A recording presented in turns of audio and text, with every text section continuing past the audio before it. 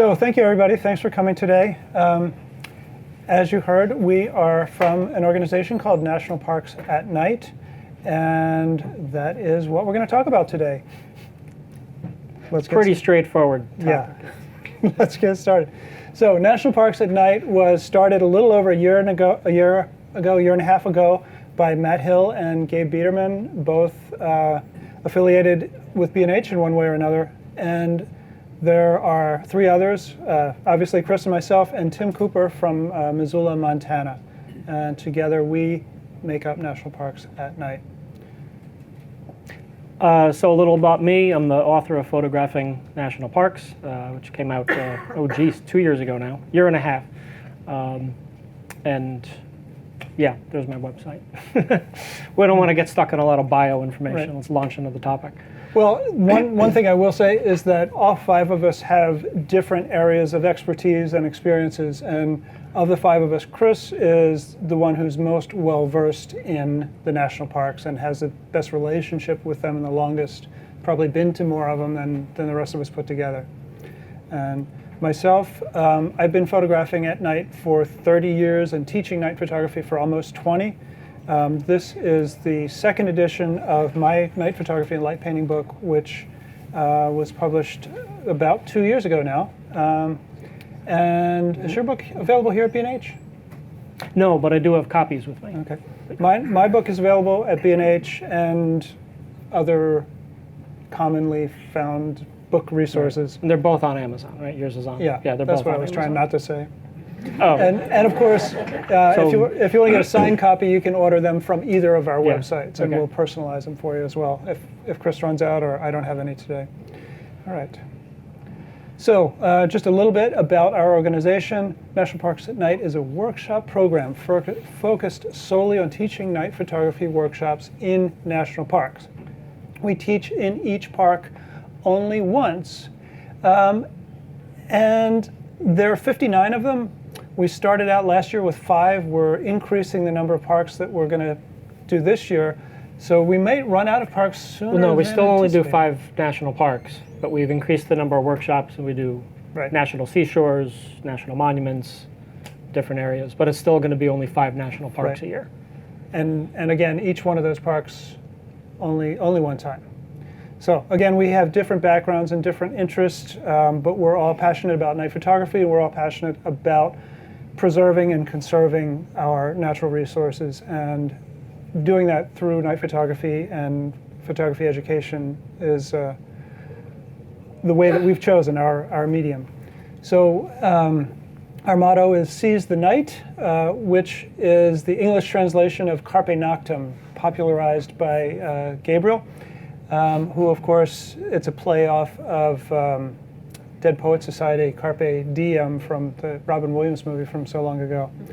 So, all right. Actually, the Romans came up with it. Yeah, I would say so. But the Romans were not doing night photography. So. We could trademark it in the industry. Okay, so why national parks? So why national parks? Well, they are public lands. We all own them. These are our spaces. They are available. They are preserved. These little pockets of nature, the way it was for a long time before we got here. If you're into photographing nature or some other genres that we'll see later on, the national parks are a great place to go to find some quiet, to be able to find some open spaces, and be able to just find a good inspiration to do the work that we do. Yeah, and the parks are a showcase of the natural beauty and diversity and grandeur and majesty of the tremendous variety of landscapes and environments that we have in this continent that we call the United States. Yeah. So there are 59 of them that we mentioned. They're all over the country, and if you even extend that to all the sites that are administered by the National Park Service, there's over 400. That includes National Historic Sites, national monuments, the Blue Ridge Parkways, scenic parkways. So there's a whole slew of different areas, under the same umbrella. There's also the National Wildlife Refuges, which are that's Fish and Wildlife Service, but the same kind of thing. These preserved pockets of nature today we're going to focus primarily on the 59 national parks, although we will show some photos from a couple other great spots to photograph at night. Right, and there's some interesting properties within the Park Service, as Chris mentioned, other than the national monuments and parks. Even some urban environments like the Presidio, former military base in San Francisco, is a fantastic place to explore and also great for night photography. So, and again, we want to encourage the preservation and responsible use of the national park lands. Even if you're not active as a conservationist, just the fact that you're out there photographing these places and showing those photos to people, it just kind of keeps the word out that we have these places and they're important. And lastly, some of the darkest skies anywhere in the country can be found in our national parks. So in addition to preserving wildlife and the environment, we're also preserving, or the parks are preserving, dark skies, which, here in Manhattan, it's pretty obvious you're not going to see too many celestial events other than the moon, So it's dark skies are a worthy thing. So why night photography? The national parks are extremely heavily visited, especially the most popular sites in the busy seasons for the parks. At night, you'll find far fewer crowds and a lot less people. You have the park more to yourself. And that provides a different perspective on the park. If you see it as a natural environment with less intrusion from man and man-made things, I think that's a worthy pursuit. Well, different light for sure, or perhaps the absence of it sometimes. But yeah, it's a completely different genre, night photography, Right. of course. People unfamiliar with night photography will say, you can't photograph, there's no light. Yeah. Well, there's less light. There's always light, there's just less of it. So it's just a matter of that equation of time plus light. So less light, more time. And longer periods of time for photographic exposures makes for all kinds of interesting opportunities, creative and just circumstantial. So, sense of place. Really, when you are alone or nearly alone out in a huge, vast, wide open landscape, it just opens up your senses. It makes the creative aspects of you come to life, and it's really just quite the experience. If you've never stood in the middle of nowhere looking up at the vast expanse of the universe, or haven't done that for a long time, it's worth doing. And as the National Park Service likes to say, half the park is after dark. So. That was, incidentally, half the park is after dark. That was coined by Tyler Nordgren, who's an astronomer and a night photographer based on the West Coast.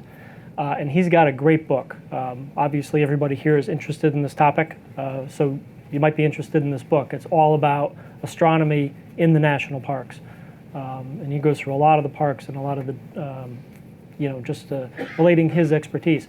He spent 1 year, he took a sabbatical when he worked for the Navy, and all he did for that year was travel from national park to national park, shooting them at night.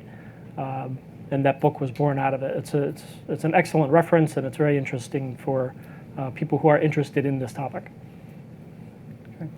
So the parks are coming under increasing amounts of pressure due to tremendous increases in visitation, crowds, and everything that comes with that, litter and air pollution, noise pollution, light pollution, it's just an unfortunate fact of life. It's great that more people are seeing the parks, but it becomes more difficult to enjoy them. So with increased crowds come increased restrictions, more limitations about areas of the park that are off limits in general, off limits to commercial activities or even educational activities like we have. And along with that, the increased bureaucracy of getting access and permission and permits and liability insurance and all these kinds of things that are part of it. So, and then finally, limited resources, especially with change of administrations, we're likely to see less emphasis on preservation and, just the exploitation rather than preservation of natural resources. We hope that's not the case, but I think we're getting ready for that. So this is Yosemite, Arches National Park, and Canyonlands National Park, just to give you an example of the pressure that even us concerned photographers can put on the national parks. Yeah. So in Yosemite in February, Horsetail Falls, a well-known waterfall, the sunlight at the setting sun just shines on this waterfall in such a way that it looks like falling fire. And it's extraordinarily beautiful, and it only lasts for a couple of weeks and only when the conditions are just right. So at the base of the waterfall, this is what you get. Delicate Arch, one of the most popular sites in Arches National Park, and then Mesa Arch in the lower right there in Canyonlands National Park. There's a sunrise shot where the sun peaks over the horizon and lights the underside of this arch. So big testosterone rush as everybody muscles for position there. And just to be clear, this is not the norm. This is what's possible and what does happen in some locations. But I think it emphasizes the point that as photographers, we are, if we're using these places for our creativity, I believe we also have a responsibility to make sure that we're not damaging them, that we're leaving them at least as nice as we found them, if not better. Right. And this makes that hard to do when it gets this crazy in some spots. This is also a good argument for finding your own spots. Right. It's not quite as bad as Walmart on Black Friday, but we can see it, heading in that direction. And that's one of the reasons that we like night photography, because these are typically sunrise, sunset events in the most popular locations, and once the sun goes down or comes all the way up, everybody moves on to the next thing. So that said, yeah. So yeah, we just recently received notice from the administrator of Arches National Park that beginning this year, right? Well, which part? So beginning Arches and Canyonlands? Beginning this year, I think they're just cutting out light painting. They tried to actually eliminate night photography workshops from the park, but they got some pushback. So they backed off on that. But they don't want workshops light painting anymore. And they're not going after individual photographers yet, but this is their concern. They got some complaints from people who were visiting at night. Arches is one of the parks that really pushes their nighttime environment. So they got some complaints about what are all these flashlights, we keep seeing things get lit up. And the complaints were workshop specific, so they're trying to cut back on just the light painting aspect of workshops in the parks. And for now, in those particular parks. We're hoping that doesn't expand, and part of our responsibility as night photographers is to be responsible so that this kind of thing doesn't happen and that the parks don't start making it harder for us to do what we love to do. Right, and this little GIF is a time lapse over several hours done by Darren Pearson from LA at one of his workshops. And I think it illustrates pretty nicely that this kind of activity can be distracting for other non-photographers who are trying to enjoy the park. So we just need to be cognizant of our actions and how they affect other people's impressions of the park. Last summer I was shooting in Olympic National Park, and I was at one of the, not the very remote beaches, but remote enough that you have to hike to it. And I was there to do night photography, and I thought I'd be alone, but there are actually 3 separate small groups of people camping on the beach, and I felt bad. Here I am, I'm there to light paint sea stacks, and I didn't abandon the plan, but I was conscious of not overdoing it and trying to get my shot right on just a few attempts, and then kind of packing it in earlier than I might have otherwise if they weren't there. Yeah, that's just one person as opposed to a dozen. Right, and that was just me alone, like he said. If it was a workshop, I might have actually said, let's just shoot the Milky Way or do something. Right, you're not like yelling at yourself to light up the other side of the sea stack there. Right. All right. So anyway, with that in mind, we're going to talk a little bit about etiquette in behavior in national parks. The much loved selfie stick. We never see those at night. Not yet. Anyway, but so You could get two, one to shoot and one for side light. there you go. So again, just general consciousness of other visitors to the park. Oftentimes it's very easy for us as workshop instructors who've paid a lot of money to get access to feel somewhat entitled, like, hey, we paid to be here, blah, blah, blah. But they are public lands and they're there for everyone. And night photographers as well. Be considerate of fellow night photographers. And what does that mean? Here, this is a kind of behind-the-scenes shot from a workshop in Death Valley in November, where several different people were working in the same area, and everyone is having fun at this point. But so anyway, if you are with a group of people and you're going to be doing light painting, we often try to encourage people to work together in small groups. Maybe one person operates the cameras and another person does the lighting and one person does directing or what have you. But just be mindful of others working in the area around you, and maybe just kind of make sure that you're not going to ruin somebody else's shot when you start waving your lights around. Yeah, we always, even if it's just Lance and I shooting together, if I'm going to light paint something before I fire, I say, Lance, are you open? Is your shutter open? I said, no. And so, okay, I can go. If he says yes, he'll let me know when he's done, and then I go. Just all about communication and cooperation.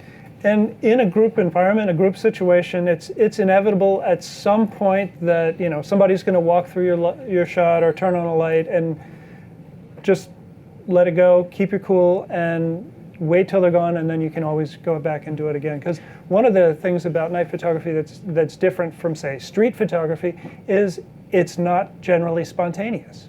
It's just slow and methodical way of working. And that's one of the things we like about it, is the way it slows you down forcefully.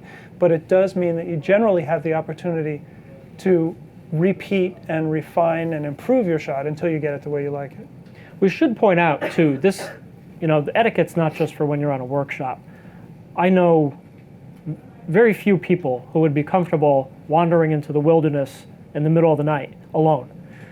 So when you're out doing night photography, most often you are working with one or two or three other people, even if you're not on a workshop. So this is important anytime. Yeah. And then, we try to respect the peace and the solitude and the tranquility of the place by, just not screaming out across the valley. It's like, okay, you can open your shutter now. Yeah, it happens. And then, there are a lot of areas in parks that are protected, off limits, fences, barriers, and then, the signs are there for a reason. You're not supposed to walk on the petroglyphs, for example.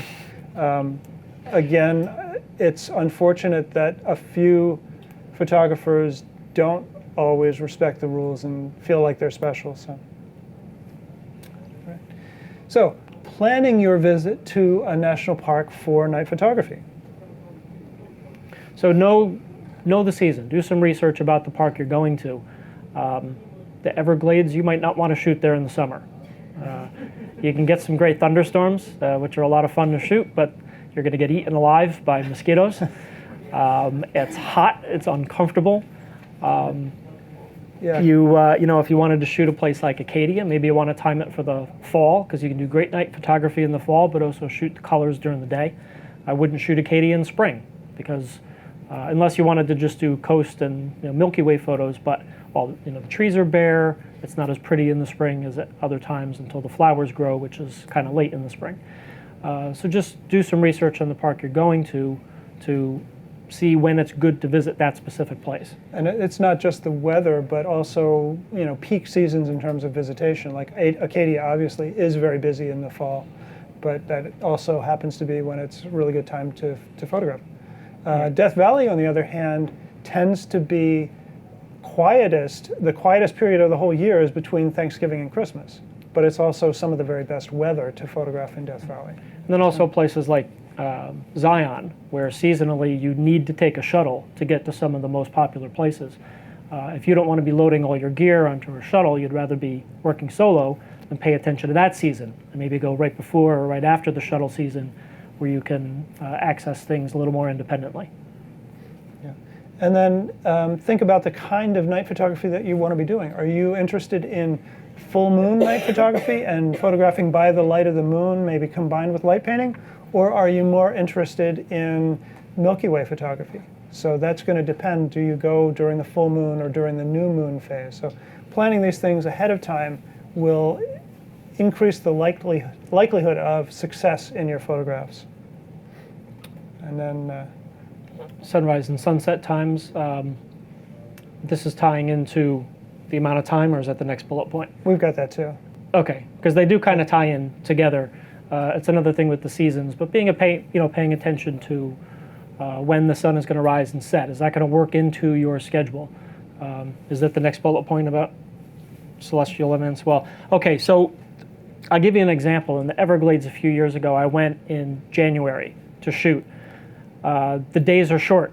I was able to shoot through sunset into night, do about 3 hours of night photography, still get 7 hours of sleep, and wake up before sunrise and shoot that too. So it'd be really productive because I picked the time of year carefully. That wouldn't have been possible in June because the night would have been too short, would have been exhausted trying to pull off doing that much. Right. And then in other situations, the extended periods of twilight that you find in late May and June can be advantageous too if you're interested in working with the kind of blue hour or twilight.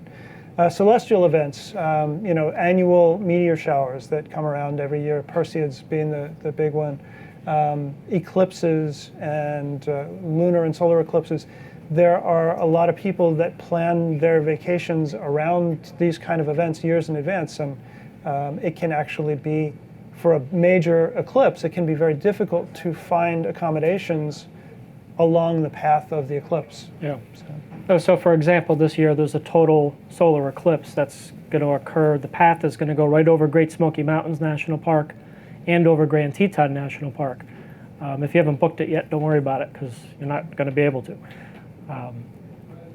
But that's the big one this year. All right. Okay, and timing your visit.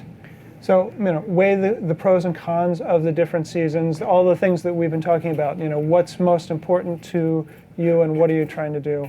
Yeah, here it is, available hours of darkness. I knew it was in there somewhere. We covered it, yeah. And I can say the flip side. So 2 years ago, I was shooting in Acadia in the summer. Last year, I was shooting in Olympic in the summer.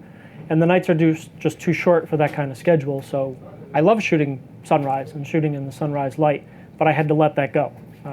Because doing night photography until midnight or 1 or 2, and then having a 4:30 sunrise, it's just not going to happen. Certainly not 3 or 4 nights in a row. Yeah, can maybe do it once. Yeah.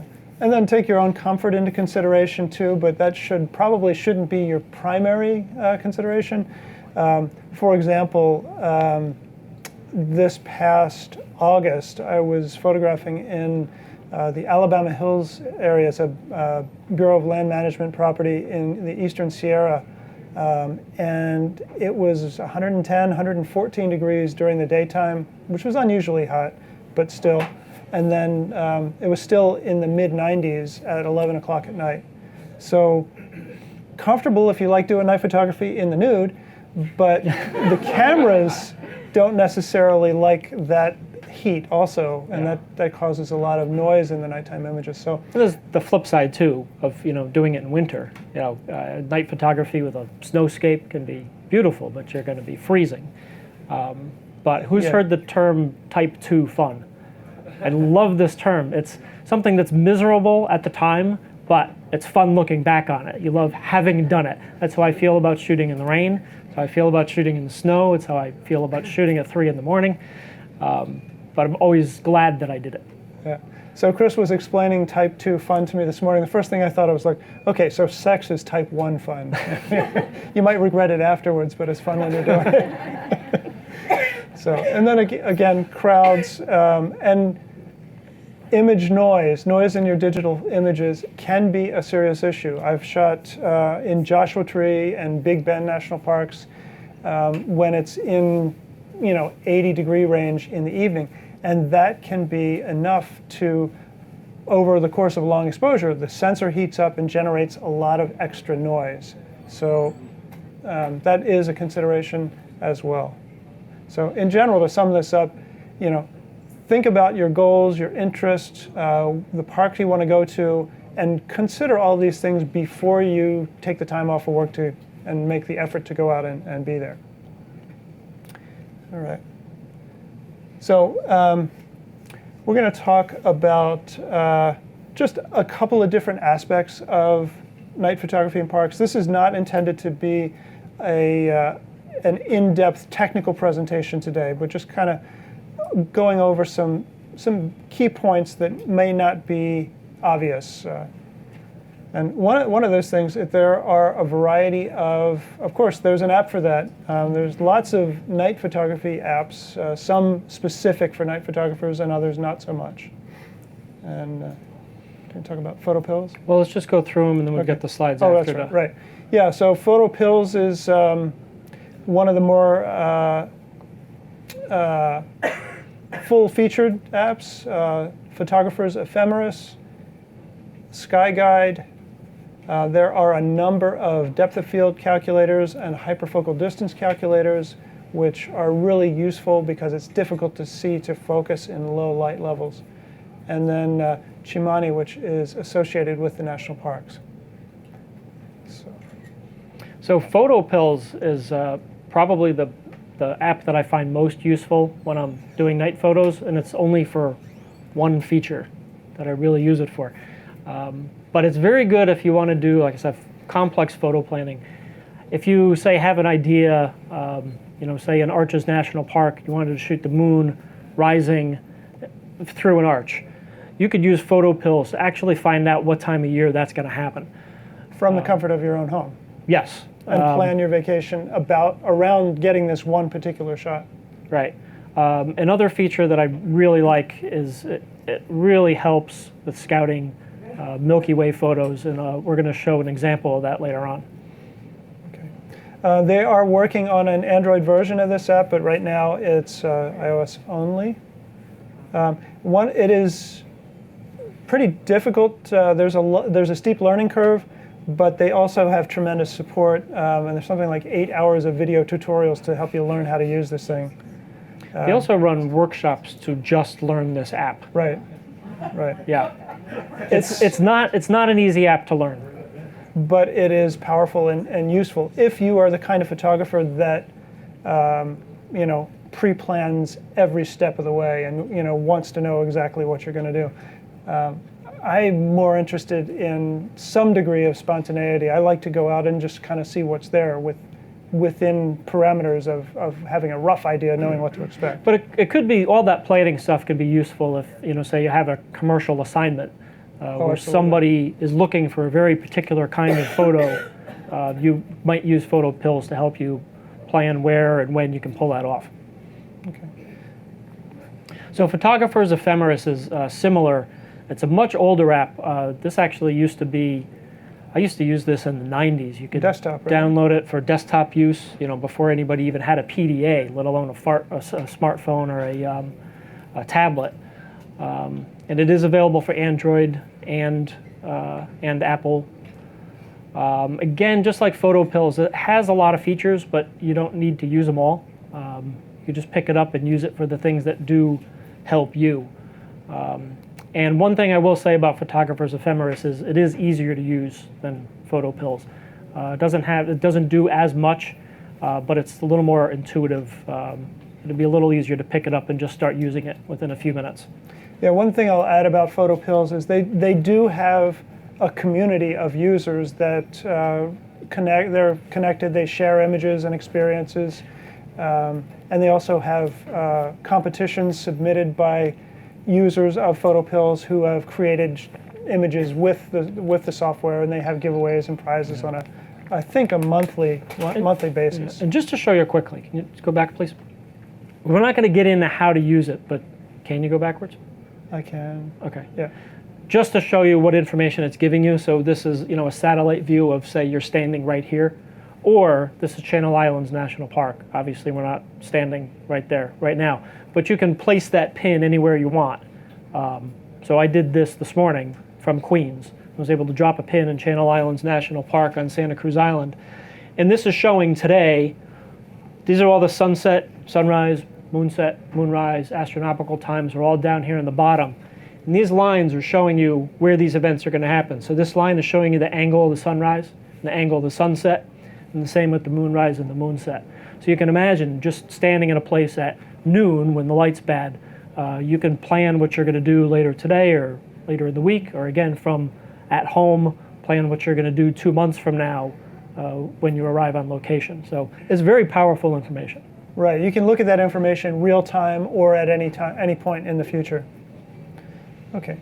Sky Guide is pretty much my favorite night photography app.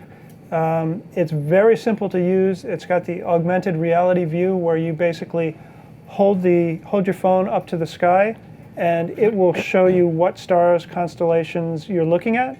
You can press fast forward at different speeds, and it will basically show the path of the stars and the Milky Way across the night sky. So you can, if say you're doing a half-hour-long exposure, you can tell which way the star trails are going to go. So this Sky Guide is a really useful tool. I like this one very much. And it has, one of the neat things about it is that you can turn on and off various features.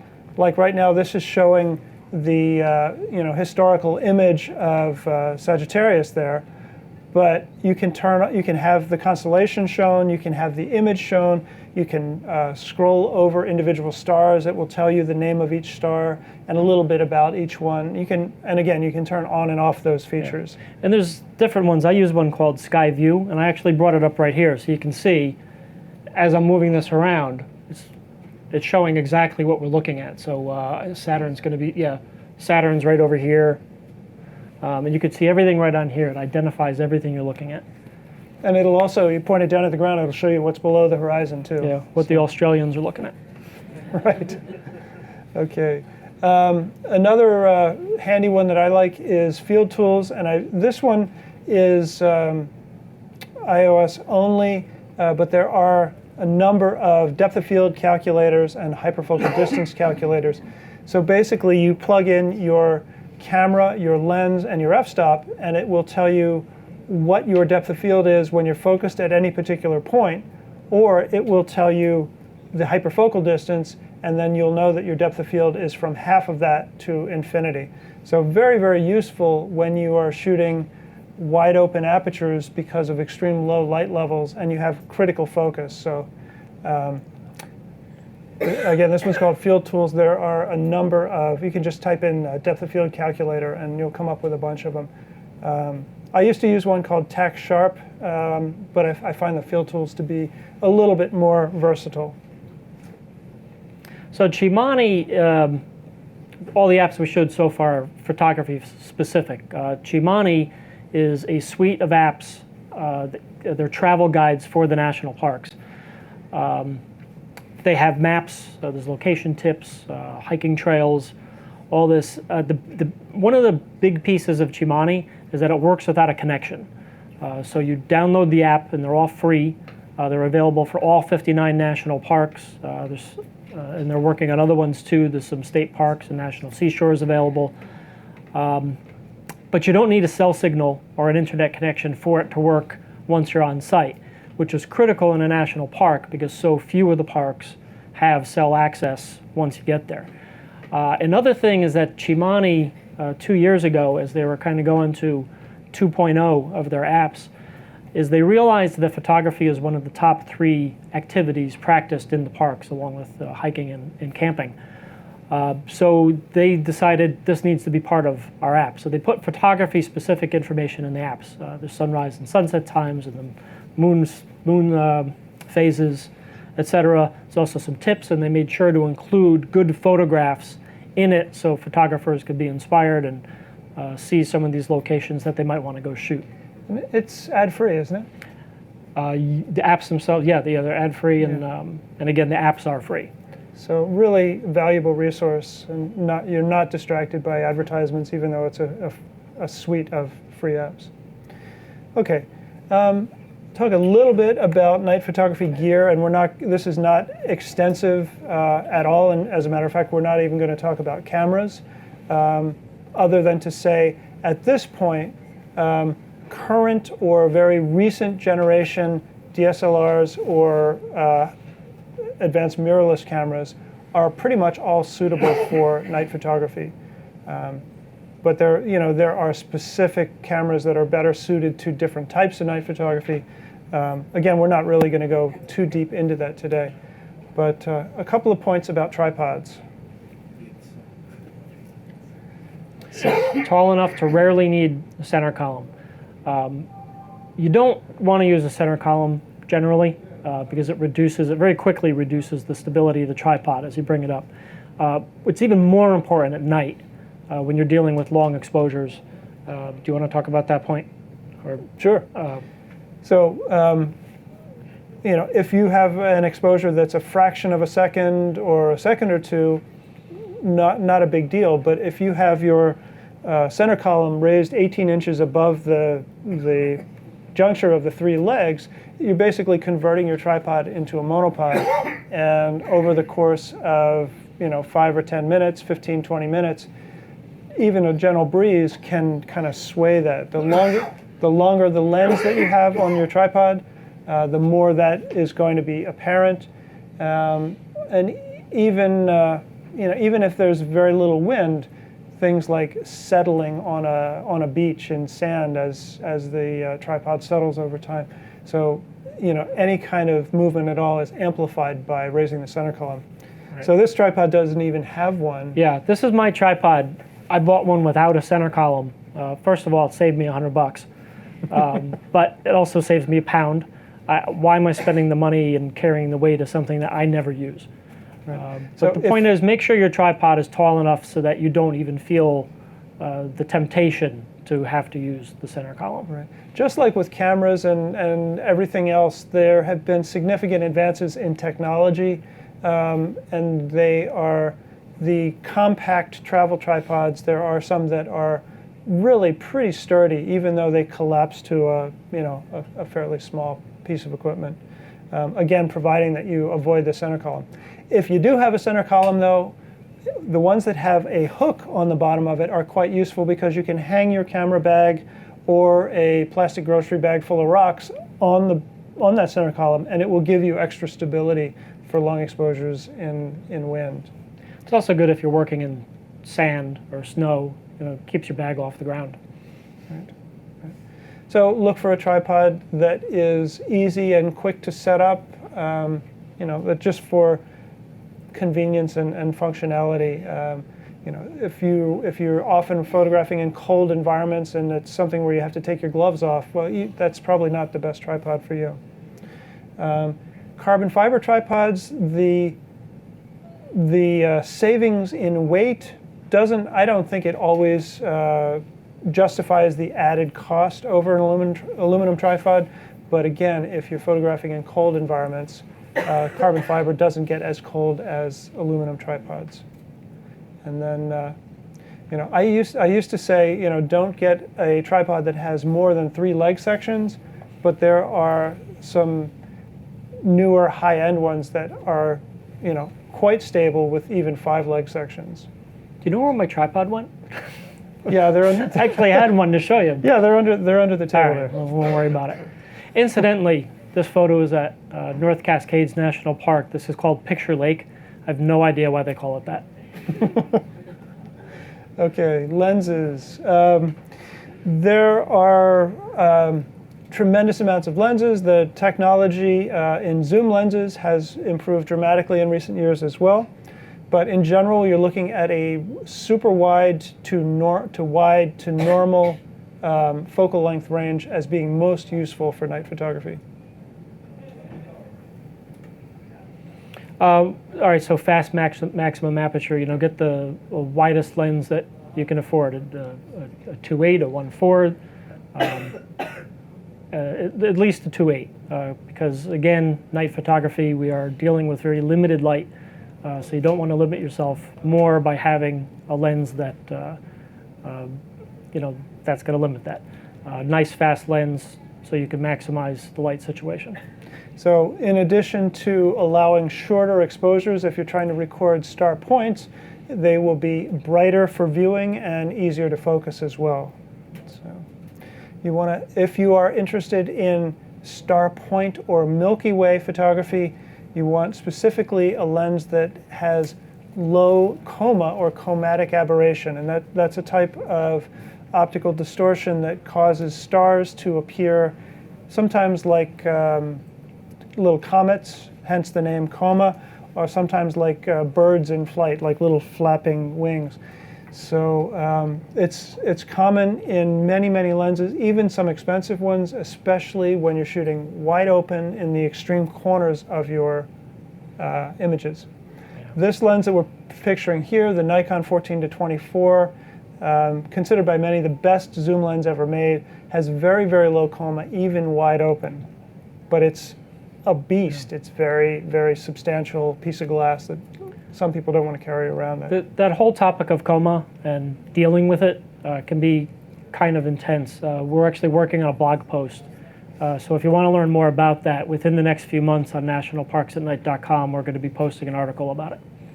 Now, one other thing to take into consideration, if you are not so interested in Milky Way photography, but more interested in full moon photography, coma is not an issue, and you don't necessarily need to have the fastest possible lens. So less expensive lenses are going to be adequate in most situations when you are photographing, doing long exposures, star trails, and moonlight. So that's what I'm saying. Weigh your own interests and needs versus the cost and size and weight of various lenses. One thing that is critical is that you choose a lens that's relatively easy to focus manually. The engineering for autofocus and manual focus lenses is quite different, and many, especially less expensive autofocus lenses, are very, very sensitive when you try to focus them manually. They're really kind of touchy, and it's quite difficult. When you're shooting wide open or nearly wide open, it's important to have critical focus. And achieving critical focus in extreme low light can be a challenge. And you will have to do it. Yeah. There are ways to autofocus at night, excuse me, but there are also a lot of circumstances where it's just not going to be possible. So if you're going to get out and do good night work, then you do need to know how to focus manually in the dark as well. So manual focus options, they're Rokinon lenses made by a Korean company called Samyang. They're also branded as Samyang or Bauer or Rokinon. Zeiss lenses, great reputation, very expensive manual focus lenses. And the Sigma art lenses actually are quite good at manual focus. They have a stiffer focusing ring and a longer focusing throw than most autofocus lenses. So they work well for manual focus lenses. And then for if you're on a budget and you're not ready to commit to a big healthy lens, old film camera lenses can be adapted to modern DSLRs. When I was shooting Canon cameras, I had a bag full of Olympus and Nikon film camera lenses that mounted onto the camera with a $15 adapter. If you're a Nikon shooter, you can use your manual film camera lenses directly on your Nikon cameras without an adapter. Same with Pentax. So, and then there's the whole consideration of prime versus zoom, and pluses and minuses of each of those. So zoom lenses, it's going to be fewer choices and more expensive choices if you want a wide, fast zoom lens like this one, the Nikon 14-24, Tamron 15-30, Tokina, 16-28 f2.8. Very fewer choices, but you have the advantage of not having to change lenses in the dark, in a sandstorm or in a snowstorm, something like that. So carrying less weight is important to a lot of people. Flashlights. an essential tool. Even if you're not necessarily going to be doing light painting, flashlights are going to be your friend. So qualities to look for. A long throw, and that is a beam that will carry for a long distance. Minimal spill. So a lot of flashlights will have a central spotlight with a soft, diffuse glow that expands around that quite a bit. And here's an example. So this is what most flashlights are going to look like.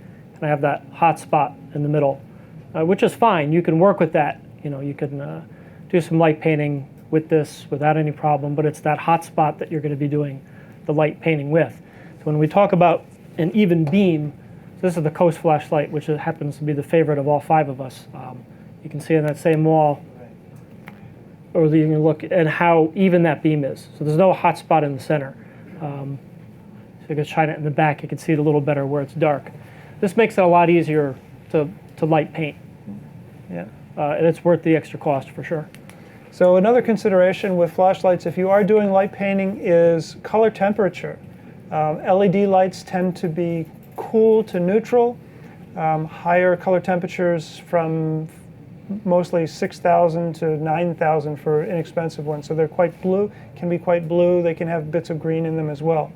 Xenon lights, halogen lights, incandescent flashlights have a usually 2800 to 3200 Kelvin kind of an incandescent color white balance that can be quite pleasing when contrasted with moonlight, which is a cooler color. So creating that warm, cool contrast often works well. So, yeah. And if you have flashlights that have a cool color temperature like the LED lights, you can use filters to correct that. Not as hard as it sounds. Tim Cooper, who we teach with, just wrote a blog post for our website. So if you want to learn how to do that, just check out our blog. It's on there right now. Yeah, filtering flashlights, not necessarily for exaggerated color, but to achieve the color balance that you are looking for. Right. So you're not using color filters. You're using color temperature filters. You're changing the temperature of the color. Yeah. Another nice thing about the Coast flashlights is that they are nicely focusable. There are a variety of different focusing mechanisms they have on their different lines. This one here goes from a very wide beam to a very, very tight beam, and it's specifically designed for a long throw. They have other beams that don't quite throw the light as far, but and it's not as quite as tight a spotlight. So specific purpose flashlights. And the people at Coast were generous enough to offer all of our friends 25% discount at all of our VIPs. Right, there you go. At coastportland.com. So you can order anything off their website and get 25% off at any time using the code Parks at Night. All one word, all lowercase. Sure. You got it. All right. So, intervalometers. Camera manufacturers, for one reason or another, absolutely refuse to extend the shutter speeds beyond 30 seconds. Why? I know the reason. So we'll buy intervalometers, right? No, I was told, I'm not going to say who. It was a manufacturer, a high representative at Nikon, who told me the reason that they do it is because once you start doing long exposures, it introduces noise, other issues that we talk about to deal with, and they got a lot of complaints that, oh, your camera's noisy, and got this problem, and people who don't know blame it on the camera, so the manufacturers just cut it off at 30 seconds so that they don't have to deal with it. Yeah. Fun.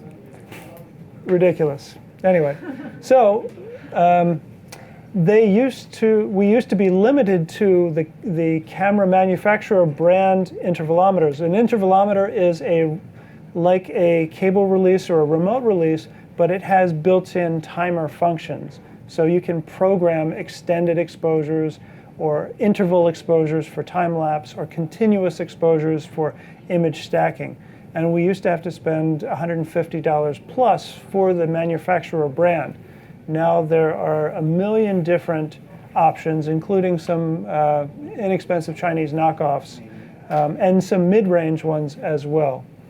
You choose between traditional release that's an intervalometer or just a remote release, or tethering, which allows you to connect your iPad or your phone to the camera and control the camera from your phone.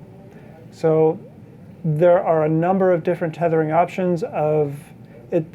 This technology is still not quite in its infancy, but it isn't really fully mature yet. So they can be a little bit buggy. But this tethering has some pretty nice options. The ability to preview your images with the histogram on a larger screen than is on the back of the camera, especially 50 feet from your camera. So for traditional intervalometers, we like the Velo Shutter Boss, which is a kind of a mid-level intervalometer. It's not the $10 or $15 kind, but it's also not $150. And then for tethering options, there's a tool called the Cam Ranger that's been around for a while. And then Tether Tools just released this one called Case Air. I just received my copy of this 2 days ago. Haven't had a chance to try it out yet, but I'm really looking forward to that. So with intervalometers, we could do a whole lecture on intervalometers. I don't want to sound like I'm really hammering away about to go look at our blog, but if you need to learn how to use one, we have a video on our blog that we posted a few months ago. And the choice between wired and wireless, there are pros and cons to each. And we have a blog post coming out this weekend that details that. What's your blog? It's at nationalparksatnight.com. And you see there's a big button for the blog in the top right. Thank you. You're welcome. You're very good at pointing that out. I always forget. Well, why we tag team? All right. So now we're not going to talk about all of the parks, but we do have a selection of images from a selection of the various national parks to kind of go through. Yeah. And we're focusing on night photography. Once you get in daytime, there's a whole slew of other things you can do in the park as well. But just to give you a sense of the kind of work that you can do in different places throughout the system. Okay. So Acadia National Park in Maine, that's one of the closest to get to from here. It's one of my favorite parks because I grew up in Connecticut, and so this was the park where if I just wanted to get away for a couple of days and go shoot, this was the easiest one for me to get to. In my 20s, my friend and I would just, we might just hop in the car and go up there and shoot for a couple of days for the fun of it. The night skies up there, I mentioned Tyler Nordgren, the astronomer, before. Acadia is actually his favorite park to photograph for the night skies because he says that the communities around there get it in terms of respecting, trying to reduce light pollution. The coastline is amazing. We did a workshop there last year. I've got a couple people here who are on it. And one of my best memories from the workshop is when we brought the group to the coast for the first time. Now, I've been there a dozen times, so I think it's pretty, but I forget that what it's like the first time you see it. And we kind of started to talk about things and realize that nobody was really listening to us. Everybody was just looking around in amazement. The coast is just beautiful. There's also the carriage road bridges. There's 17 uniquely designed bridges throughout the park that are wonderful photography subjects. Especially when it's raining. Especially when it's... This was kind of a miserable experience. This was definitely type 2 fun. It's dark, it's overcast, so I've got no moon to work with. It is pitch black out. It was drizzling. It wasn't, it was okay. I got out and I'm setting up the shot, and then it starts pouring. And at this point, I'm already wet. I'm already set up, and I was not going to give up the shot just because it's pouring now. At one point, I did slide down the embankment because I was rushing around. This is a 4-minute exposure. I had light paint from 3 different spots. It was miserable. I did not have this when I was doing it, but it's type 2 fun. I can have this now. That almost sounds like type 2.5 fun. Like 2.5. And then this is an Acadia too, the birches and the aspen groves up there. I love photographing them. This is a spot, it's just off the Jessup Path. And the Jessup Path is beautiful. It goes through a birch grove. And the funny thing about it, remember I said before about trying to find your own spots? This is not an unknown spot, but most people don't know where it is because you walk on the Jessup path, which is a boardwalk. And most people kind of walk it and they get to the end, oh, that was pretty, and then they walk back. But when you get to the end, if you just turn right and walk about 30 feet, you come across this tunnel of birches, which is beautiful to photograph. And I had shot this in daylight in all kinds of weather and different seasons. And after we did the workshop there last May, during the workshop, I realized I've never shot this at night. So the night after the workshop ended, I went back out and did this. That was the only night it didn't rain, right? The night before also. It actually did rain. In fact, it's windy. There is a storm coming in. All this, you could see this motion in the trees up here from the wind blowing. What's your light source? My light source for this, so what I did is I took 2 flashlights, not these. They were smaller lights, and I pointed one up and one down. And with my back to the camera, I just walked down the path like this. So one light is lighting the path, and then the other light is spilling. I didn't want this lit because that's a little twilight light coming through, and the other light's kind of lighting this as I'm going down. So the lights are, your body's between the lights and the camera, right? Right. Yeah. So that's why you don't see the lights, because there are cameras here and I'm holding the lights here. Otherwise, you would see the light source as a streak through the image. So Arches is one of the most popular parks for night photography for obvious reasons. And this is the one where they're doing their best to limit night photography and light painting opportunities. For workshops. Right, for workshops. And if we're all responsible, hopefully they'll just keep that to workshops. Can you imagine getting a ticket for light painting? I would think I could hide easily. Yeah, turn your light off. Turn the light off. So here's working in moonlight as well. Many people going out to do night photography these days limit themselves to new moon only because they want to do the Milky Way. But working by moonlight can be pretty spectacular too. Yeah. You also get a much bluer night sky than you do in new moon. Right. It actually looks a little more like the night that we're used to seeing. Big Bend in West Texas. It's the bend in the Rio Grande on the border in Southwest Texas. One of my favorite parks, just because there's so much interesting cultural history in the area around the park. This is taken in a cemetery in a little former mining town called Terlingua, right outside the park. This was type 1 fun doing this, for sure. So we should mention too, Big Bend is one of only 3 national parks that is designated gold tier by the International Dark Sky Association, along with Death Valley and Capitol Reef. We're going to show some photos from there too. This is moon rising behind this weird geologic formation. Santa Elena Canyon at basically at the edge of the river. The opposite side of the river is Mexico.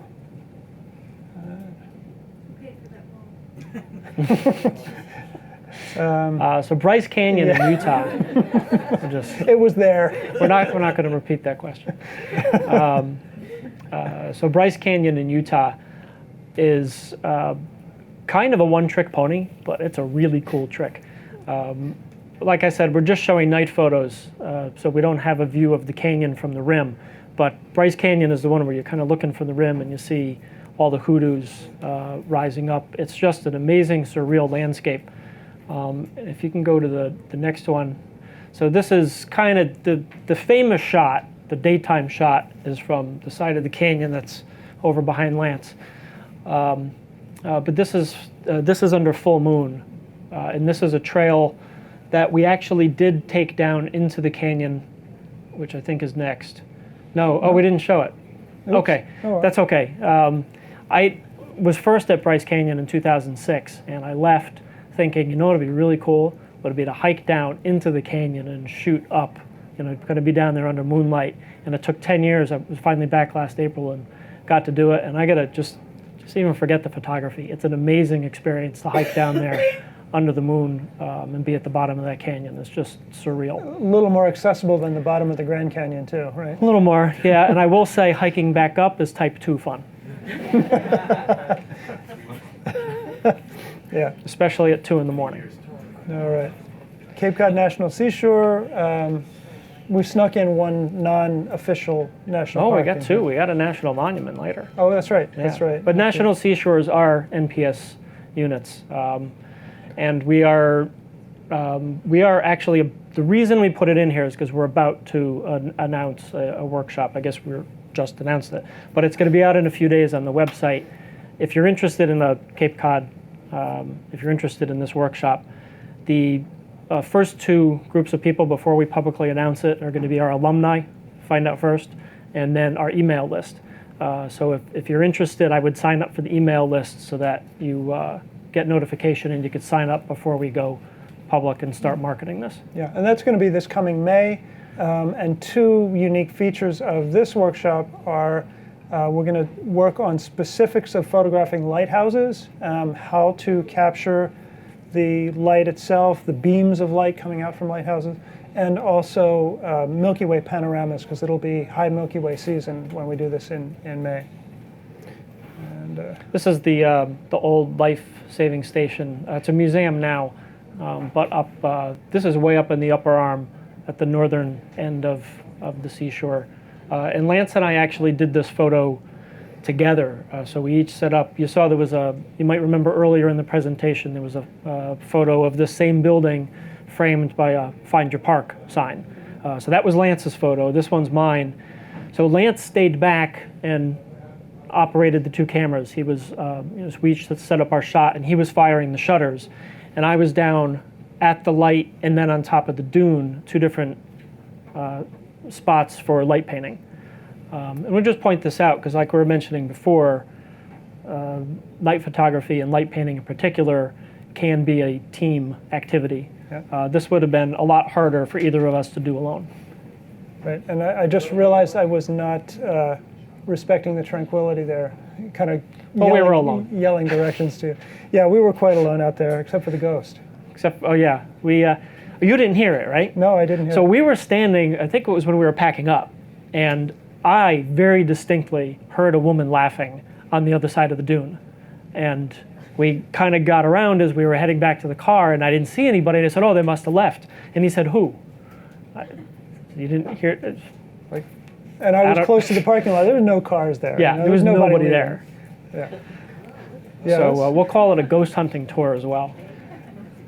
that's funny because that's something that people have often asked us when they come across us out photographing at night. Oh, you guys must be ghost hunters, right? Yeah, yeah, sure. This is Highland Light in Truro, and one of the things we'll be doing in the workshop here in May is getting the arch of the Milky Way over top of the lighthouse. So that's a fun one. Capitol Reef. Capitol Reef in Utah, as I mentioned before, it's a gold tier international dark sky park. Not a very well-known park, but it is beautiful. It's stunning. There's 5 national parks in Utah, and this is probably the least known of the 5. And there's so much to do there. This is something this is actually a pocket, the water pocket in the stone. There's a lot of these throughout the park, but most of them are on the sides of the cliff, so they're just holes. There's a few of these. I want to say it's a 1.5 to 2 mile hike to get to these that are kind of fill up with water.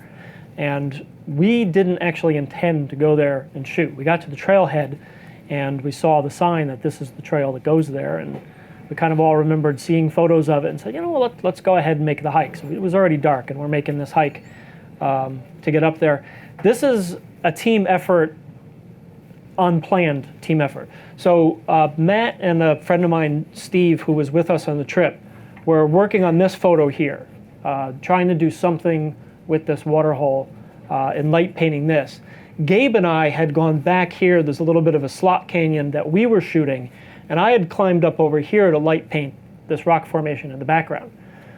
So Matt was down here. We're not in communication with each other, but Matt noticed that we were light painting up there and timed his photo so that I would be light painting as he was light painting the foreground. And I didn't even know he was doing this until we came back down later.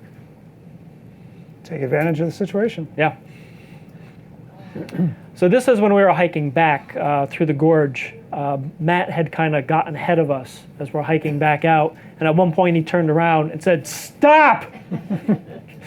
So the three of us, exhausted, it's about 1 or 2 in the morning at this point. Like, okay, so we got our flashes out, and there we go. This was a great idea. I'm glad we stopped for this. And this is also at Capitol Reef. This is team effort and planning. So we haven't really talked about scouting in this presentation, but when you're doing night photography, it's really important to, I mean, you're going to do a much better job if you scout your location during daylight. You can figure out how you're going to focus. You can put together a composition easier when you can actually see. If you're going to be doing light painting, you can take a look when you can actually see in daylight to see the safe areas to walk and plan out a whole shot. And this is exactly what we did, plus the teamwork component. So we came here during the day. We found the spot with the S-curve of the road that we liked. We found there was a ridge. We kept walking along the ridge till we found a nice composition that we liked. And then there were 3 of us on this shot, Matt, Gabe, and I. And we each set up our cameras. We each have a little bit different composition.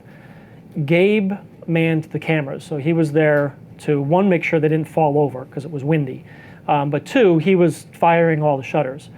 Matt and I took the car down here and then up on top of a hill where Which Gabe one of you could guys see stole us. the traffic light? Sorry? Which one of you guys stole the traffic light to use for light painting? We'll get to the light in a second. So we had to go up on top of the hill where, again, there's no cell signal. We didn't have radios, so we're using a flashlight, doing the Paul Revere method of communication.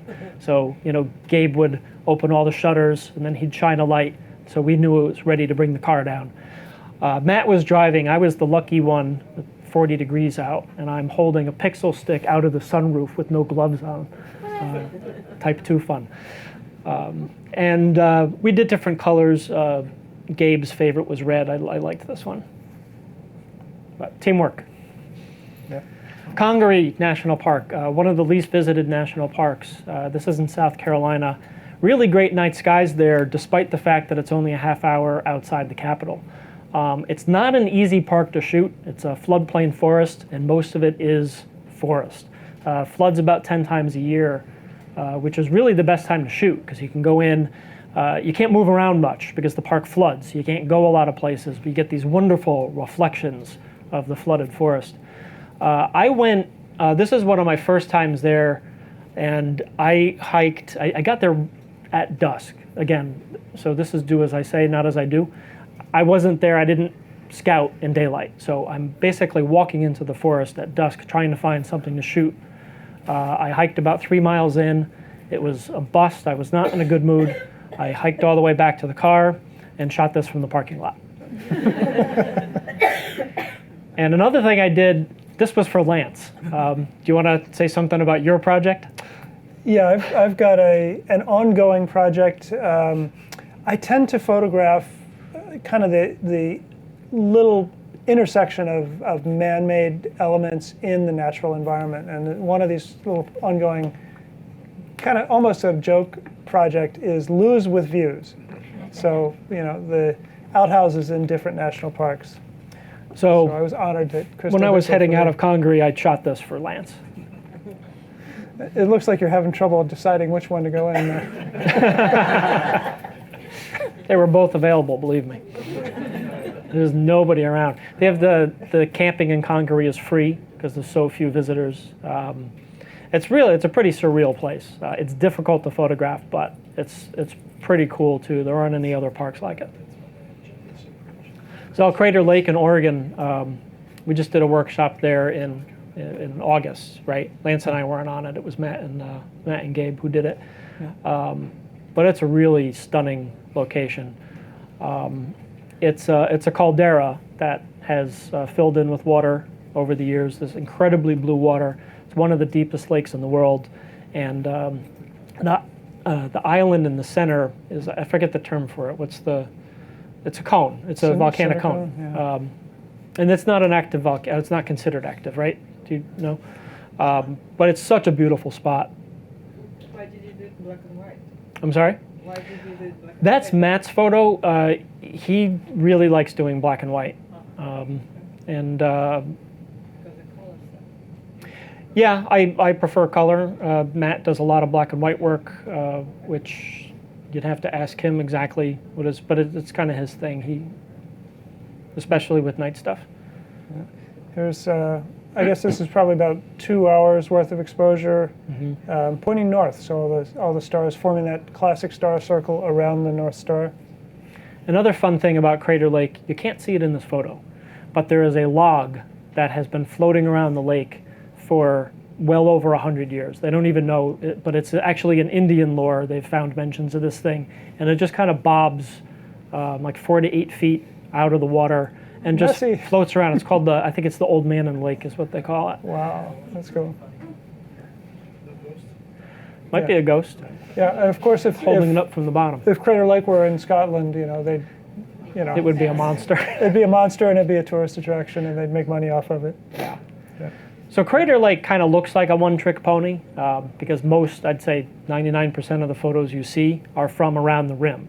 And of course, it's beautiful. Why would you not photograph that? But there's plenty of other things to photograph there as well. It's beautiful in snow. If you go on their Twitter feed or their Instagram right now, you'll see some great snow photos from the park, and there's waterfalls. This is part of the Cascade Range, and it's a beautiful area in general, even aside from the lake.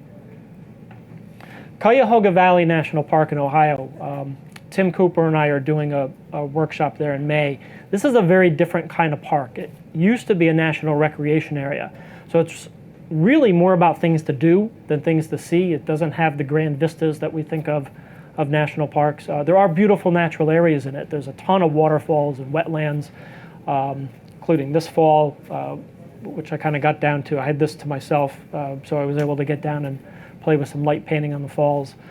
There's also a lot, there's a railroad that runs through. It used to be for cargo, but now they use it for passengers. So you can actually take the train through the park and get off where you want, which is great as a photographer. Say you wanted to do some hiking but didn't want to have to hike back.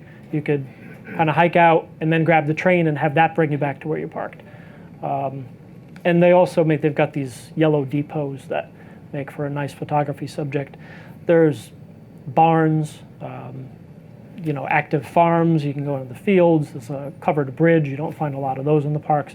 So it's a very different kind of environment for a national park. So when we do the workshop there, it's actually going to be very light painting intensive because there are so many different sorts of subjects that are great for that kind of photography. Sounds like a park for me with all my It is. man-made Yeah, it's not that bad a drive for you. You could come. Right. And isn't it one of the more visited parks even? It is. It's funny. Cuyahoga Valley, who here is familiar with it? Yeah, hardly anybody knows about this park unless you live in Ohio. So many people from Ohio go here that it's actually the 11th most visited national park. But outside of Ohio, it seems like nobody knows about it. Okay. Now, Death Valley, Chris and I were here in November, and it's one of our favorite parks, so we have a lot of pictures here. I'm going to not spend a whole lot of time on each one of them, but show you kind of the range of interesting landscapes in Death Valley. Yeah, if you ever go to Death Valley, I highly recommend going out onto the sand dunes at night, particularly under the moon. Yeah. If you ask people who work there, invariably they will say the best experience that they've had there was going out on the Mesquite Flat sand dunes under the full moon. It is a magical experience. Especially the night after a windstorm. Yeah. If you're in Death Valley and there's a windstorm, the next day is when you go to the sand dunes because it's like it shakes the Etch-a-Sketch and everything is pristine. So we went out, we brought a workshop there in November, and we went out onto the sand dunes in complete darkness. The moon wasn't rising until 9 o'clock. So we were out there shooting just in the dark for a while, and then when the moon came up, we could hear, the workshop was scattered out, 14 people, and we could hear across the whole landscape, whoa, from everything. It's that cool. I mean, it's really amazing when that light comes up, when that moon comes up and lights the landscape. Yeah, because when there's no moon, you barely see, you don't see the depth of all the different dunes, but then the low moon over the horizon just shoots across the top of them, and there's just so much contrast and shapes and contours that you didn't even realize were there, except when you were walking up and down over top of them. You can feel them. Yeah, the moon's shot. Yeah. What's the landscape? the lens opening. Starburst. It was either 5, 6, or 8. I mean, I wanted some depth of field. This is Badwater Basin. And one strange kind of quirky place I like to photograph is right across the street from the prestigious Furnace Creek Inn. There's this old burned out building that used to be laundry facilities for the inn, but there are so many interesting little angles and shapes here to photograph. Yeah, and this is another example of team effort. So this is my photo, but Lance and I lit it together. So I'm standing over here with a light kind of shining right into here to light this up, and then Lance was inside lighting up this room. Right, you got to do the fun part. What, take the photo? Well, that too. No, the cool lighting, the really Oh, the cool lighting Yeah. and the red. But the photo was nothing without that room lit. Right. It would have been boring. This is also a collaborative effort. This is the Badlands Trail below Zabriskie Point, and there are 1, 2, 3, 4, 5 different people lighting this scene over quite a the mountain range in the distance there was probably 150 yards away, and there are layers of hills in between. So if it was difficult, we had to do the relay system of messaging. Now you could have done this alone, but it would have taken a lot longer, because say Lance was shooting this by himself, you would have had to walk to those 5 spots, Right. and light paint each individually. So it would have taken more than 5 times as long, because you also have to leave the shutter open long enough for you to get from spot to spot. And everybody had different flashlights too, different colored flashlights. Yeah, and if you were to, so how long was that exposure? It looks like it's a few minutes. 8, 10 minutes. 8, 10 minutes. Yeah. So imagine if he had to do that alone, and it took even just 6 times as long, and it's almost an hour exposure, and he goofed it up. Right. Right? So if you goof up an 8-minute exposure, no big deal, do it again. You goof up an hour exposure, you're going to be a little cranky. So Yeah. 8-minute exposure, how long would you light paint each piece? every shot is different. You Are we can't. talking seconds, we talk minutes. Every shot is different because there's so many variables. The distance of your flashlight to the subject, the size of the thing you're lighting, the brightness of your flashlight, the ISO and aperture of your camera. There's not any kind of universal rule that applies to it. It's all trial and error, basically. How So- many flashlights do you have? Too many. Too many. We're going to try to hold the questions, everybody, if we can, please. We'll have a few minutes at the end for questions, though. All right. So this this is one of the Lose with Views images, and the very first one of these was made all the way back in 1990 at Mono Lake in California. There's a row of, at that time, just porta potties that lined up under the moonlight, and for some reason I photographed them. This one is at Zabriskie Point last year. And the lighting here happened to be nothing other than somebody else driving out of the parking lot and sweeping across the building with their headlights. And after they were gone, decided to do a different version. So these shots were made a few minutes apart, and they look completely different because of the length of the exposures and the lighting, of course. This one has my own lighting as opposed to the headlights.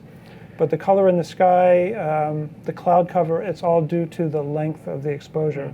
The other one being 30 seconds, and this one being about 10 minutes. So that story about the headlights, we were talking earlier about don't get upset if somebody ruins your exposure halfway through. Also, don't shut off the camera. Something might actually look good. Case in point. Right. This is the famous racetrack playa in Death Valley. Very difficult to get to, but well worth it. And if you're lucky, you just might see these rocks sliding across the playa. They're pushed by ghosts.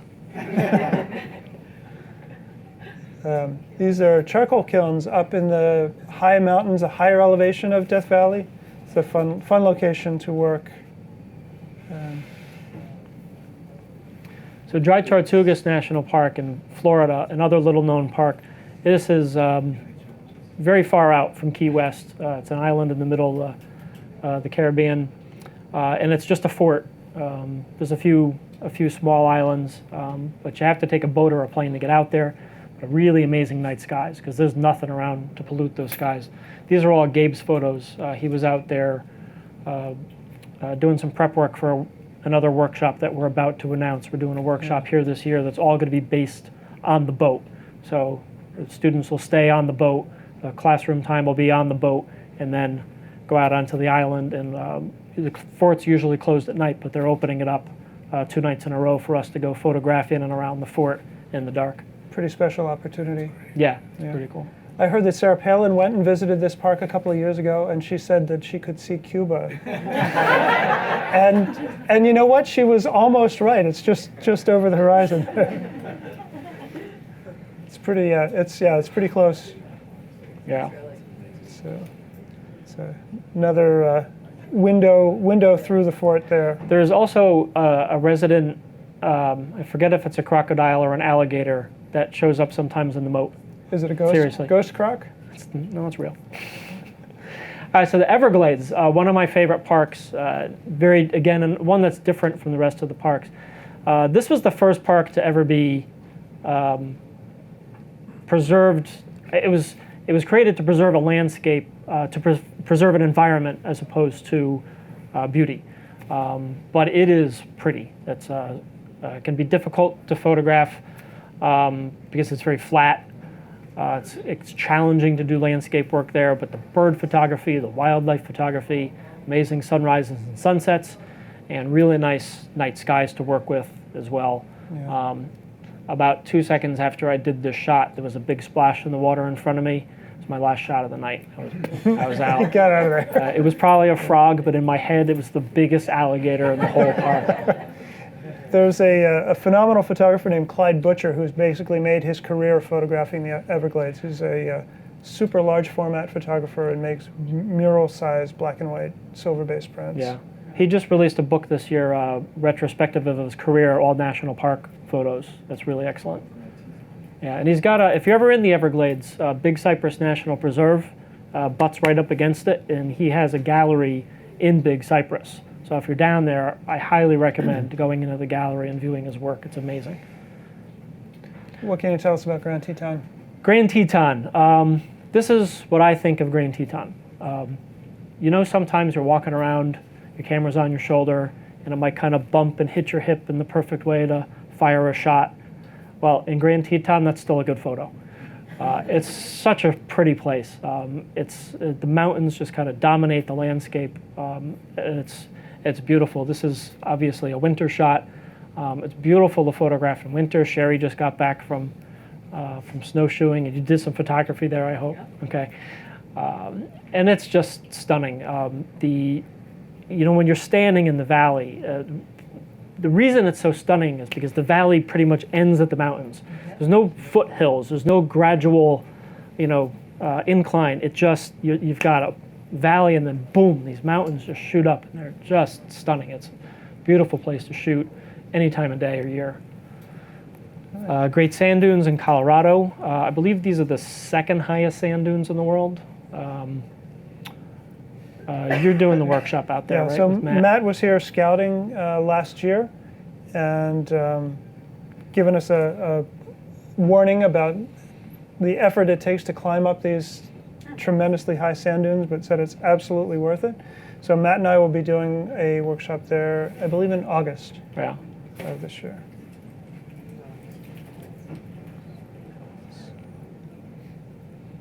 This one's in the middle of nowhere, by the way. My brother lives out in Colorado, and he hasn't even been there yet because he said it's not near anything else. You got to make a point to go. Joshua Tree. So Gabe and I will be doing Joshua Tree in May. Yes, in May. And you didn't hear it here, but we sold out our Joshua Tree workshop very quickly, and we added a second week, which is just going to be announced shortly, but you didn't hear it today.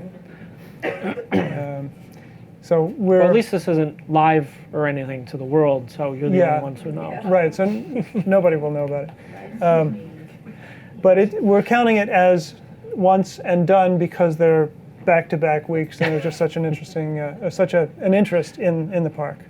But Joshua Tree in Southern California, beautiful, beautiful park, and one of those ones that you don't want to go to in July or August because it's just brutally hot.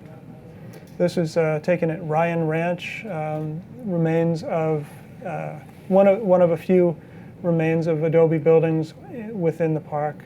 Great opportunity for light painting.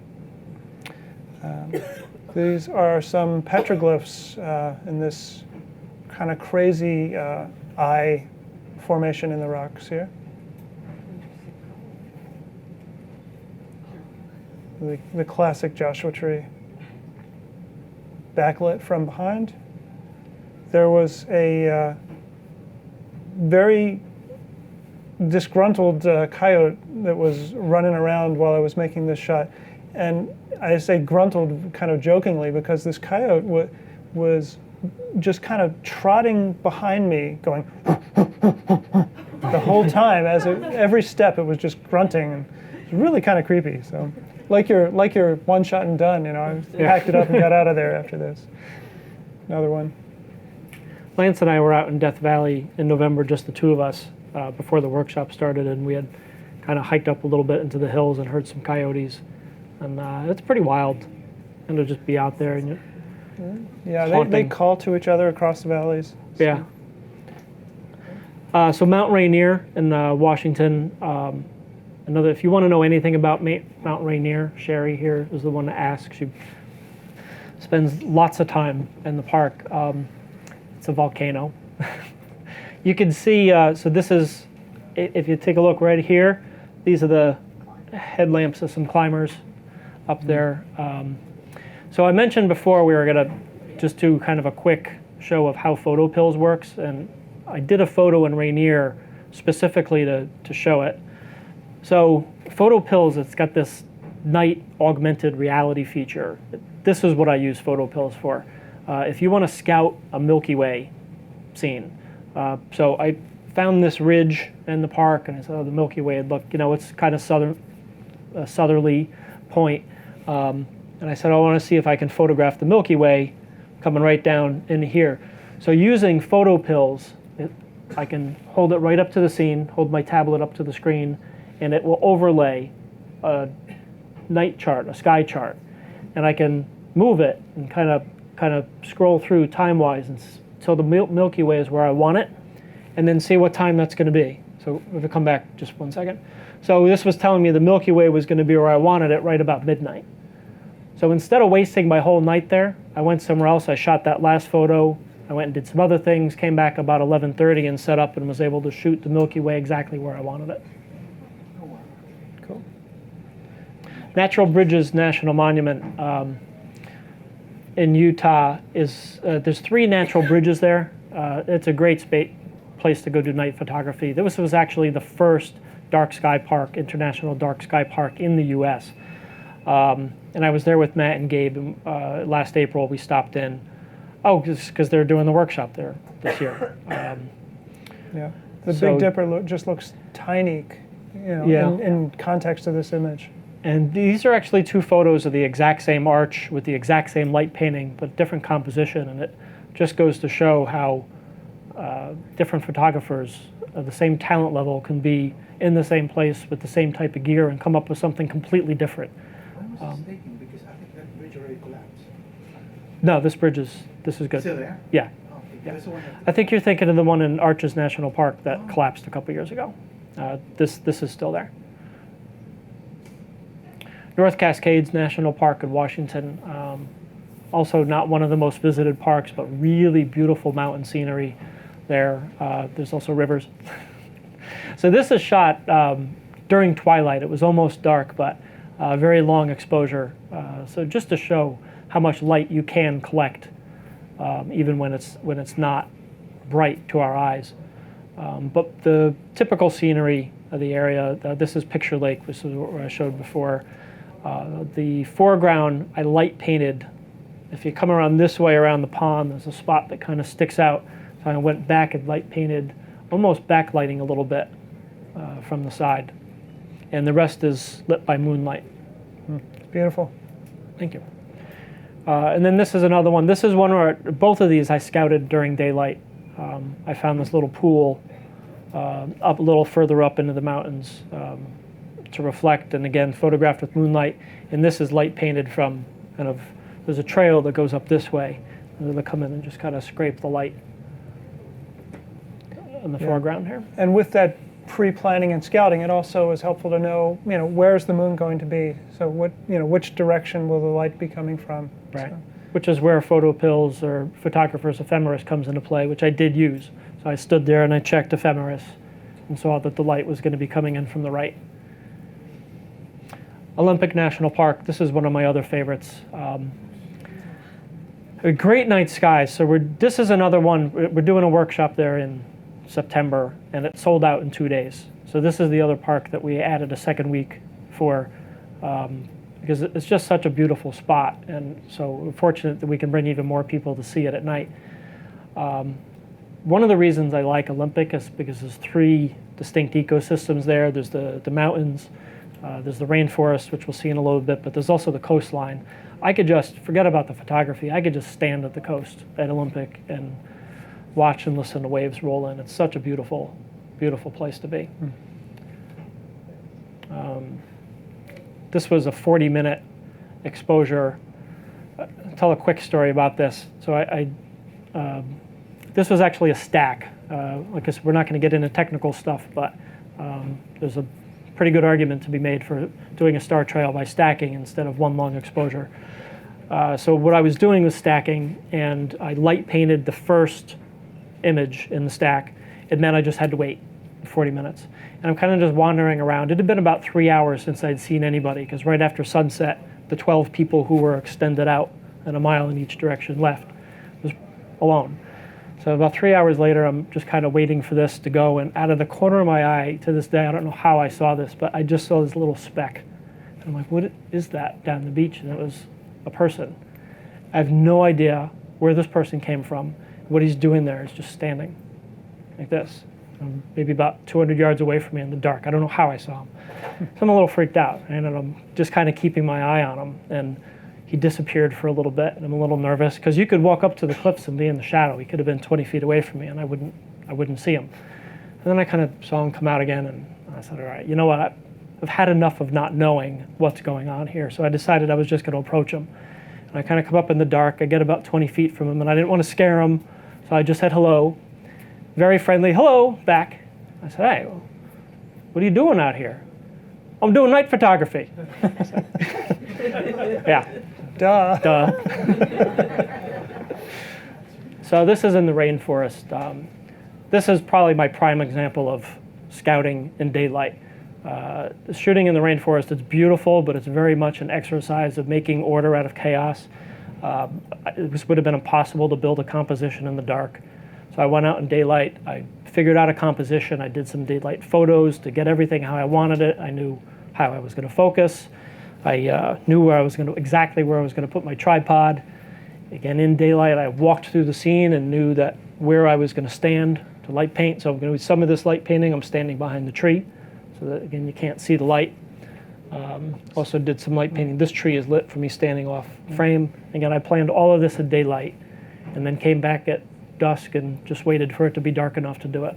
So pro tip, put some breadcrumbs down where you want to put your tripod legs. Yeah.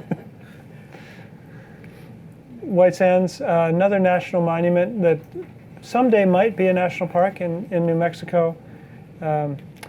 Really, this is a very cool place. It's difficult to get night access here.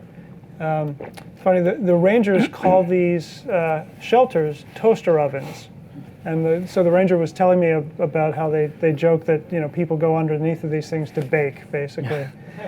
So in my approach to photographing it, light painting it, I wanted to make it look like a toaster oven with this corrugated metal and have this warm glow. There is a tip to night access, though. So White Sands, and the same thing at Petrified Forest National Park, which closes at night. You can get a permit to camp overnight, Backcountry, which I believe is free in both places. So backcountry camping, but you don't have to go 20 miles out. So that's a way to be in the park after it closes and to be there legally. Yellowstone, it's like a playground for photographers. Beautiful at night too. It's gotten to be a very popular winter destination for photographers for good reason. This was up at the Mammoth Hot Springs, which I love shooting the hot springs anyway, but the idea here was to find some spots where the springs had melted through the snow and to shoot them at night. Full on moonlight, right? Full moonlight, yep, off to the left. And then this is down at the Norris Geyser Basin. It's just walked it under moonlight, another beautiful spot to shoot. You can do some very kind of surreal, abstract compositions in here, working with the steam and the trees. And then For the wildlife photographers. yeah, it's our one wildlife shot. It's we don't generally recommend light painting grizzlies. But glowing gator eyes, if you get a whole swamp full of glowing gator eyes, that could be a cool shot. It'd be cool. I don't know if it's ethical, but it's cool. All right, Yosemite, one of the crown jewels of the national park system. This, and I think there's another shot in here of what's come to be known as Steve's Rock.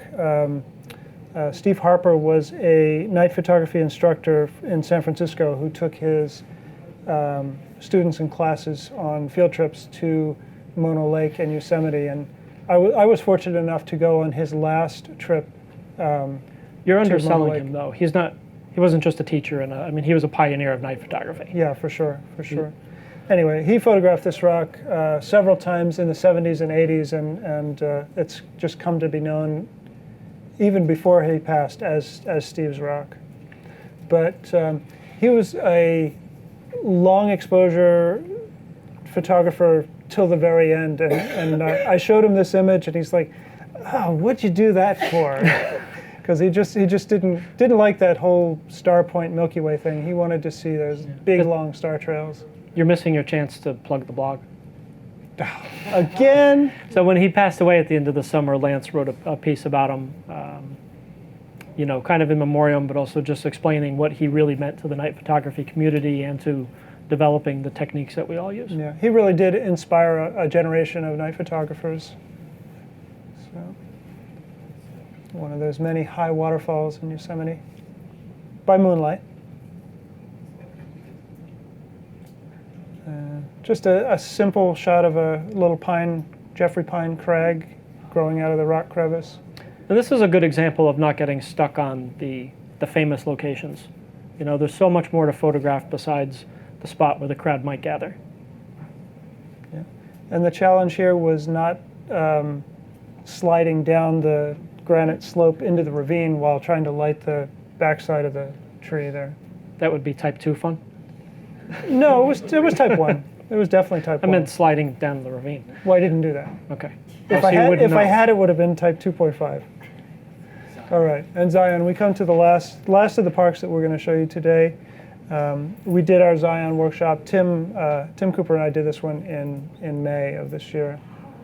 And this is probably the most photographed tree in Zion. It's a little ways off the road. If you know where to look, you can spot it as you're driving by, but it's not signposted, so it's kind of a little bit of an adventure to try to find it. And you can photograph it from so many different positions. It's just one tree growing out of a stack of rocks, but it's a place where 10 people can photograph at the same time because you can shoot it from all angles. Yeah. And another quiet little scene there. Tim and I both did versions of this shot, and quite different. A similar vantage point where we shot from, but the images ended up being quite different. So anyway, it really is about experience as much as the photographs that you go home with when you're out in a national park. It's really an experiential event more than a tangible one. This was during our Death Valley workshop, and the last night, very late, a few people had gotten tuckered out and gone home, but a number of people were just hanging out on the salt flats, enjoying, reminiscing, just winding down from the workshop, and I just happened to catch them with the I think that was Mars. Mars was setting, and reflected in that little stream there. So, all right, so here we have an opportunity to plug the blog. Well, we'll take questions in a second. If you want to sign up for our email list, you can do it right here. We also have a free ebook. If you sign up, you get that. And the mailing lists, you can sign up to hear just about events or just about our workshops, or you can get our blog posts right in your inbox as well. Every Saturday we post a blog post about something to do with national parks, night photography, etc. Yeah. And if you're on the mailing list? If you're on the mailing list, you are among the first to learn about the workshops before they're posted publicly. Thanks, everybody. Thanks for coming. We'll see you out in the field. Thank you. Whether you're a hobbyist or a professional, B&H has the answers to your questions. Experience a world of technology at our New York City Superstore. Connect with us online or give us a call. Our staff of experts is happy to help.